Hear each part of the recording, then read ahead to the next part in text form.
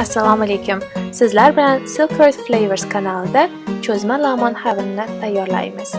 Uning uchun quyidagi masalliqlar kerak bo'ladi.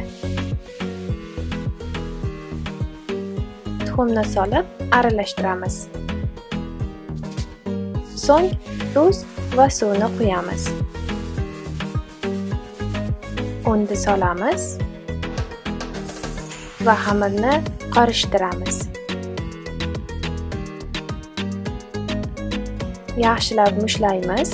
Xamir mayin bo'lishi kerak va uni zuvala qilib 20 daqiqaga tindiramiz. 20 daqiqadan so'ng xamirni yoyamiz va bo'lishtiramiz. Xamirni eshib olamiz. So'ngra tovoqni yaxshilab yog'lab, xamirni piltalaymiz. Ustidan yana yog' surkaymiz va shu tarzda har bir xamir bo'lagi bilan davom etamiz. 15 daqiqa tindiramiz va xamirlarni ingichka bo'lguncha cho'zamiz.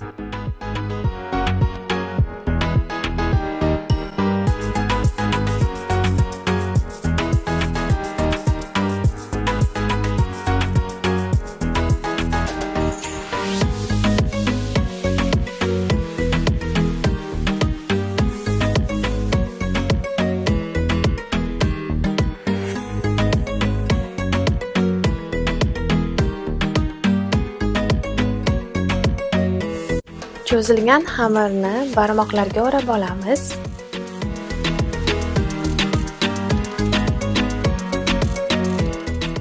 Xamirimizni yanada nafis bo'lishi uchun stolga 2-3 marta urib olamiz. Va qaynayotgan tuzli suvga solamiz.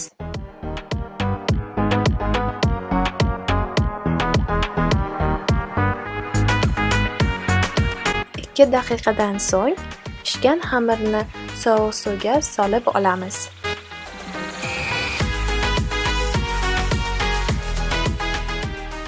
Lag'mon uchun cho'zma xamirimiz tayyor bo'ldi.